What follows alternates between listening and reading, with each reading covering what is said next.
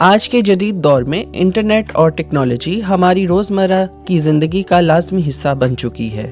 Internet نے زندگی کے تقریباً ہر شعبے میں اپنی جگہ بنا لی ہے اور بڑے کاروبار کے ساتھ چھوٹے کاروبار بھی انٹرنیٹ بزنس میں شامل ہو رہے ہیں، اور اب تمام کاروباری معاملات اور لین دین آن لائن میڈیم میں تبدیل ہو چکے ہیں۔ انٹرنیٹ اور ٹیکنالوجی کے بڑھتے استعمال سے آن لائن کاروبار اور انٹرنیٹ استعمال کرنے والے شخص کو آن لائن حملوں کا بہت خطرہ ہوتا ہے، جو سائبر اٹیک کہلاتا ہے۔ لہٰذا سائبر سیکیورٹی کے لیے اقدامات کی تعیناتی لازمی ہے، جس میں network data, devices, mobile phone, online bank transaction وغیرہ کی حفاظت شامل ہے۔ سائبر کرائم ایسے مجرمانہ افعال کے ارتکاب کو کہا جاتا ہے جس کا ہدف فرد واحد، ایک تنظیم، گروپ، کمپنی اور ملک ہو سکتا ہے، جسے باقاعدہ طے شدہ اور سوچے سمجھے منصوبے کے تحت نشانہ بنا کر ذہنی، جسمانی، معاشی اور معاشرتی طور پر بالواسطہ یا بلا واسطہ یا دونوں طرح سے نقصان پہنچایا جاتا ہے۔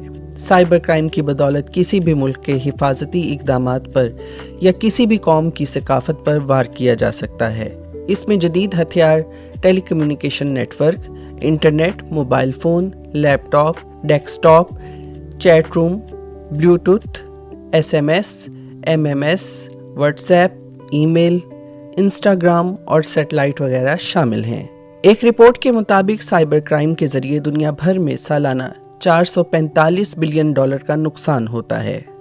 سائبر کرائم انٹرنیٹ کے ذریعے کی جانے والی وہ غیر قانونی سرگرمی ہے جس کے تحت مجرم کمپیوٹر یا کسی گیجٹ کے ذریعے کسی بھی شخص کا ڈیٹا معلوم کر سکتا ہے یا حساس نوعیت کے کاغذات چرا لے، اس میں رد و بدل کر دے، سسٹم ہیک کر دے۔ پاکستان میں سائبر کرائم سے نمٹنے کا قانون موجود ہے جو پاکستان کے ہر شہری پر لاگو ہوتا ہے۔ سائبر سیکیورٹی ایکسپرٹ محمد اسد الرحمان سائبر سیکیورٹی کی اہمیت و افادیت اور مستقبل کے حوالے سے بتاتے ہیں۔ جب ہم سائبر سیکیورٹی کے متعلق بات کرتے ہیں تو ایک عام انسان کے مائنڈ میں یہ کنسیپٹ آتا ہے کہ مجھے سائبر سیکیورٹی کی کیا ضرورت ہے، میرا اس سے کیا واسطہ ہے۔ سائبر سیکیورٹی کی تو صرف اداروں کو ضرورت ہے، بینکنگ سیکٹرز کو ضرورت ہے، پولیس، انٹیلیجنس ایجنسیز، ان کو ضرورت ہے، مجھے اس کی کیا ضرورت ہے۔ اس کی وجہ دراصل یہ ہے کہ ان کے مائنڈ میں سائبر سیکیورٹی کی جو ڈیفینیشن ہے وہی کلیئر نہیں ہے۔ سادہ الفاظ میں سائبر سیکیورٹی یہ ہے، انٹرنیٹ کے محفوظ استعمال کو ہم سائبر سیکیورٹی کہتے ہیں۔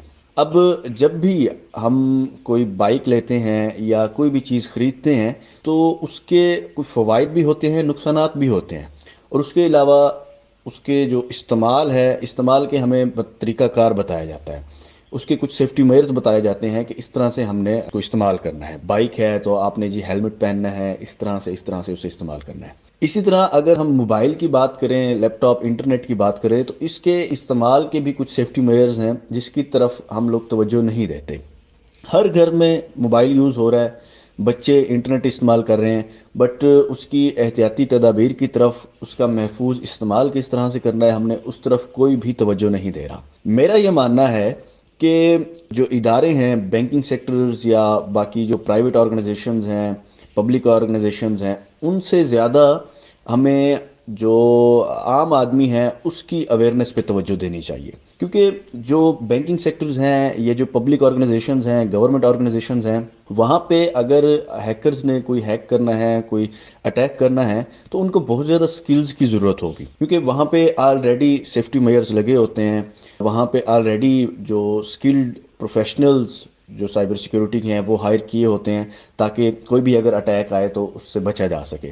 وہاں پہ اس پہ بہت بہترین کام ہو رہا ہے، لیکن جو عام لوگ ہیں اس کو سائبر کرائم کا نشانہ بنانے کے لیے کوئی زیادہ سکل کی ضرورت نہیں ہوتی۔ کوئی بھی ایک عام سا آدمی، آپ دیکھیے بے نظیر انکم سپورٹ کے متعلق ہم بات کرتے ہیں، کیا ہوتا ہے، سمپل سی کال کی جاتی ہے، اسے کہا جاتا ہے کہ بے نظیر انکم سپورٹ کی طرف سے آپ کے پیسے نکلے ہیں، اور اسے اس کا ڈیٹا لے کے اس کے بینک اکاؤنٹ سے پیسے نکال لیے جاتے ہیں۔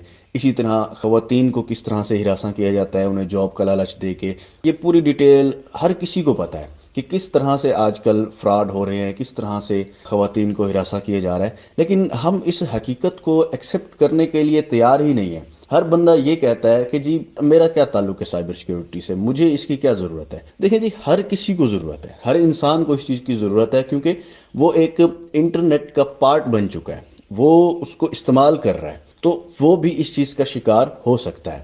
اب ہم آتے ہیں کہ گورنمنٹ اس پہ کیا اقدامات کر رہی ہے۔ سائبر سیکیورٹی کے لیے پاکستان کی پہلی جو سائبر سیکیورٹی پالیسی ہے وہ بنا دی گئی ہے، جس میں اداروں کا کیا کردار ہوگا، ایک عام آدمی کے لیے سائبر سیکیورٹی کے حوالے سے کیا اس کی لمیٹیشنز ہیں، وہ ساری ڈیفائن کر دی گئی ہیں۔ آپ سمپلی جا کے صرف سرچ کریں گے سائبر سیکیورٹی پالیسی پاکستان تو سائبر سیکیورٹی پالیسی آ جائے گی۔ میں یہ سمجھتا ہوں کہ ہر آدمی کو یہ سائبر سیکیورٹی پالیسی پڑھنے کی ضرورت ہے تاکہ اسے پتہ ہو کہ اس کی کیا لیمیٹیشنز ہیں سائبر سیکیورٹی کے حوالے سے۔ سائبر کرائم کے لیے FIA کا جو سائبر کرائم ونگ ہے وہ موجود ہے۔ کوئی بھی عام شہری اگر کسی سائبر کرائم کا شکار ہوتا ہے تو وہ سمپلی یا تو ویب سائٹ پہ جا کے اپنے شکایت درج کر سکتا ہے، یا پھر اپنے قریبی جو سائبر کرائم رپورٹنگ سینٹر ہے، اس وقت پورے پاکستان میں تقریباً 15 جو سائبر کرائم رپورٹنگ سینٹر ہیں وہ موجود ہیں، وہ فزیکلی بھی جا کے اپنی کمپلین درج کروا سکتا ہے۔ تو بڑا بہترین اس پہ کام ہو رہا ہے۔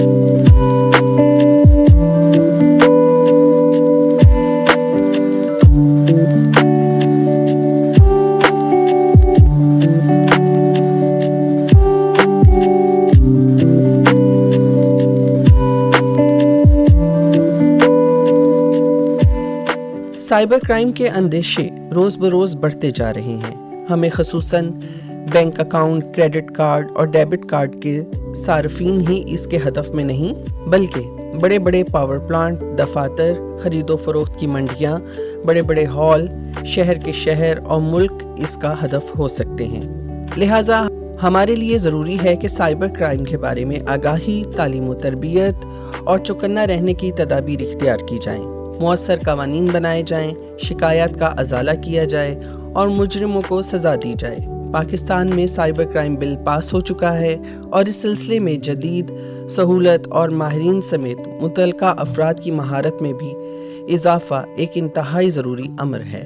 قومی نشریاتی رابطے کے پروگرام کا سلسلہ ریڈیو ٹیک اور ہمارا آج کا موضوع تھا سائبر سیکیورٹی۔